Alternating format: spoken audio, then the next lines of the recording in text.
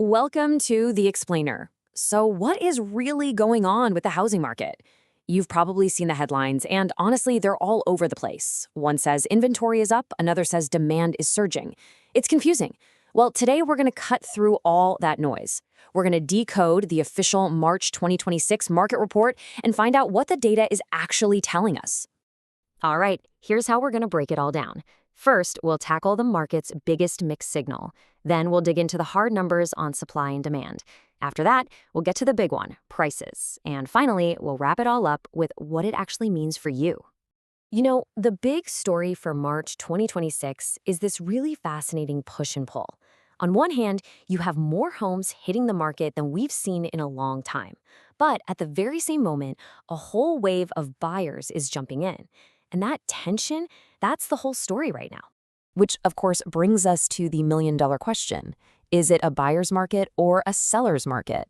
I mean, it has to be one or the other, right? But the truly wild thing about the data we're seeing is that the answer seems to be kind of both. Okay, look at this. This slide lays out the core conflict perfectly. See the chart on the left? That's supply, the number of homes for sale. And the one on the right? That's demand, the homes being bought.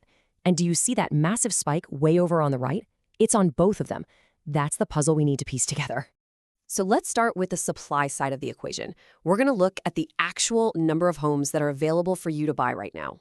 Okay, first things first, let's make sure we're on the same page. When we talk about active listings, we just mean all the homes currently for sale. You know, it's basically the entire pool of options that you, as a buyer, have to choose from. So check this out. See those green bars? That's how many homes are for sale. And look at what's happening. They're climbing, and boom, they hit a 2-year high right there in March. Don't worry about the price lines for now. We'll get to those. The big picture here is just supply is definitely up. We're not talking about a small number here. Over 25,000 homes on the market. That is a ton. It means if you're a buyer, you've got way more to choose from than you've had in a long, long time. Now, I know what you might be thinking. 0.75%, that doesn't sound like a big deal. But here's why it is a big deal. It's a turning point. For the first time in what feels like forever, the number of homes for sale isn't going down. It's actually starting to creep up. And that little bit of growth, well, that's some desperately needed breathing room. But hold on, more choice is great, but that's only half the picture. Because while the inventory was growing, so was the crowd of people lining up to buy. So let's flip over and look at the demand side. So, how do we measure demand? We look at under contract listings. All that means is these are homes where a buyer made an offer and the seller said yes. It's the best way to see what's happening like right now in the market. And here we go. This is the other side of that coin. And you know what's crazy? The chart looks almost identical to the supply one. Just look at that massive surge at the very end. This tells us buyers were not just window shopping. No way. They were out there making deals happen. Think about it. More than 9,000 homes went under contract in just 1 month. So yeah, if you thought the market was taking a nap, think again. Buyers are out in full force. But this is the real kicker. Get ready for this number. A 32% jump in new contracts in just 1 month. That is not a little bump. That is a full-on surge. The spring buying season didn't just start, it absolutely exploded. Okay, let's just recap this crazy situation for a second. We have more homes for sale, supply is up, and we have a ton more people buying them. Demand is way up. So what in the world does that do to prices? That's the big question, right? Before we get to the numbers, quick lesson. Average versus median. It's super important. Imagine 10 houses sell. 9 of them go for $500,000. But one is a $10 million mansion. Well, the average price is going to be super high, right? It's totally skewed. But the median price, the one smack dab in the middle, is still that $500,000. That's why we always look at the median.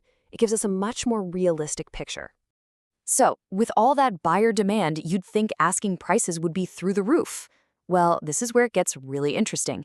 They're actually down slightly compared to last year. That median price per square foot, our trusty number, it's down about 1.7%. So even with all those buyers, sellers just aren't able to jack up the prices like they used to.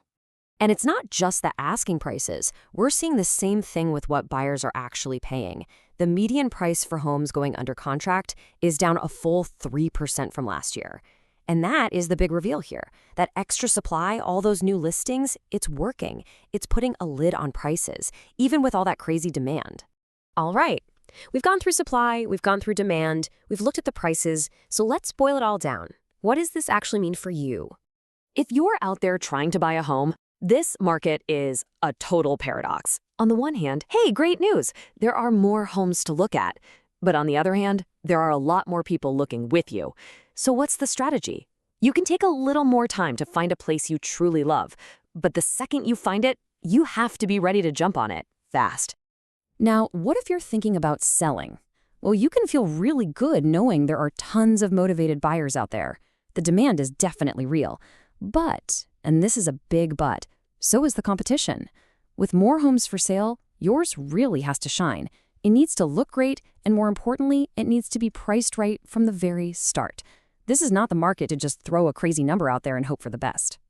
And so that's where we stand. And it leaves us with this massive question hanging over everything.